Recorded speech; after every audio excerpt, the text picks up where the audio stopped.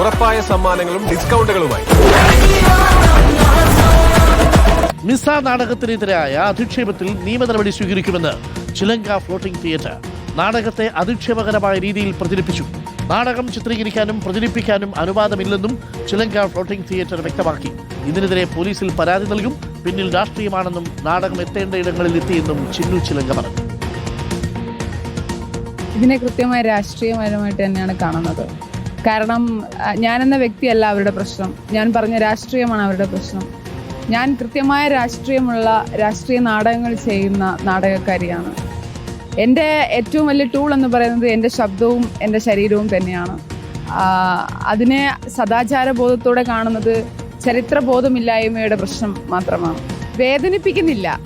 എൻ്റെ ആശയം കൃത്യമായി എവിടെയാണോ എത്തേണ്ടത് അവിടെ എത്തിയിട്ടുണ്ട്. അവർക്കത് പൊള്ളിയിട്ടുണ്ട്. ഇപ്പം ഇവരുടെ പ്രശ്നം എന്ന് പറയുന്നത് ഞാൻ DYFIയുടെ വേദിയിൽ അവതരിപ്പിച്ചു എന്നുള്ളതാണ്. അതുകൊണ്ട് തന്നെയാണ് ഞാൻ പറയുന്നത് കൃത്യമായ രാഷ്ട്രീയം തന്നെയാണ്.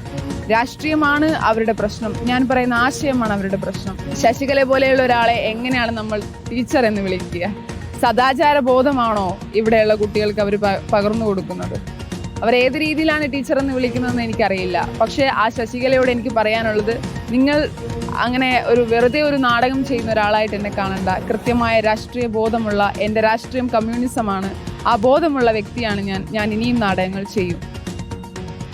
ശരത്തുണ്ട് കൂടുതൽ വിവരങ്ങളുമായി. ശരത്ത് എസ്, ഇന്നലെ അനാവശ്യമായ വിവാദമാണെന്ന് പറയാതിരിക്കാൻ നിവൃത്തിയില്ല. ഇത് നാടകമാണെന്നും ഈ നാടകത്തിൻ്റെ പ്രമേയം ഇതാണെന്നും ഇത് സ്നേഹലത റെഡ്ഡിയാണെന്നും ഒക്കെ ഇവരെ ആരാ പറഞ്ഞ് ബോധ്യപ്പെടുത്താമെന്ന് നമുക്ക് മനസ്സിലാവുന്നില്ല. പക്ഷേ ശശികല അടക്കമുള്ളവർ, അതും യൂത്ത് കോൺഗ്രസിലെ ചില നേതാക്കളടക്കം വലിയ രീതിയിൽ സോഷ്യൽ മീഡിയയിൽ ക്യാമ്പയിൻ നടത്തി. ഇപ്പോൾ നിയമ നടപടിക്ക് ഒരുങ്ങുകയാണോ ചിലങ്ക ഫ്ലോട്ടിംഗ് തിയേറ്റർ? തീർച്ചയായും അരുൺകുമാർ, അതായത് സംഭവത്തിന് എന്തായാലും നിയമ നടപടിക്ക് ഒരുങ്ങുകയാണ് ഫ്ലോട്ടിംഗ് തിയേറ്റർ. അതായത് കഴിഞ്ഞ ദിവസമാണ് ഈ നാടകം DYFIയുടെ സംസ്ഥാന സമ്മേളന വേദിയിൽ അവതരിപ്പിക്കുന്നത്. പിന്നീട് നാടകത്തിന്റെ ഒരു ഭാഗം മാത്രം അടർത്തിയെടുത്ത് സോഷ്യൽ മീഡിയയിലൂടെ വളരെ മോശമായ രീതിയിൽ പ്രചരിപ്പിച്ചു എന്നുള്ളതാണ്. അതായത് ഈ പറഞ്ഞതുപോലെ അടിയന്തരാവസ്ഥക്കാലത്ത് കൊടിയ പീഡനത്തിന് അല്ലെങ്കിൽ ക്രൂരതയ്ക്കിടയായ സ്നേഹലത റെഡ്ഡിയുടെ ജീവിതമാണ് മിസ എന്നുള്ള നാടകം. പക്ഷേ ഈ നാടകത്തിലെ ആ ജയിൽവാസം അനുഭവിക്കുന്നതുമായി ബന്ധപ്പെട്ട ഭാഗത്തെ ഒരു ഭാഗം മാത്രമാണ് സോഷ്യൽ മീഡിയയിൽ അടർത്തിയെടുത്തത്. അതിൽ കലാകാരിയുടെ വസ്ത്രത്തെ അടക്കം ചൂണ്ടിക്കാണിച്ചുകൊണ്ടായിരുന്നു അധിക്ഷേപം പ്രധാനമായും നടന്നിട്ടുള്ളത്. അങ്ങനെ വളരെ മോശമായ രീതിയിൽ കഴിഞ്ഞ കുറച്ച് ദിവസമായി സോഷ്യൽ മീഡിയയിലൂടെ ഇത് പ്രചരിക്കുകയും ചെയ്തു. എന്തായാലും ഇപ്പോൾ ഈ ചിലങ്ക ഫ്ലോട്ടിംഗ് തിയേറ്റർ നിയമ നടപടിക്ക് ഒരുങ്ങുകയാണ്. ഇന്നിപ്പോൾ അഭിഭാഷകരുമായി കൂടിക്കാഴ്ച നടത്തും. തൃശ്ശൂരെത്തി പോലീസിൽ പരാതി നൽകാൻ തന്നെയാണ് ഇപ്പോൾ തീരുമാനിക്കുകയും ചെയ്തിട്ടുള്ളത്. പ്രധാനമായും സോഷ്യൽ മീഡിയയിലൂടെ നടക്കുന്ന അധിക്ഷേപ പരാമർശത്തിനെതിരെയാണ് പരാതി. ഒപ്പം ഈ നാടകം ചിത്രീകരിക്കാനോ പ്രചരിപ്പിക്കാനോ ആർക്കും അനുവാദമില്ല, കോപ്പിറൈറ്റ് ഉള്ളതാണ്. അതുകൊണ്ട് തന്നെ ഇത് ചിത്രീകരിച്ചത് പൊതുവേദിയിലാണ് നാടകം നടന്നിട്ടുള്ളത്. ഇത് ചിത്രീകരിച്ചത് ഇത് കാണാൻ വന്ന മറ്റാരോ ആണ്.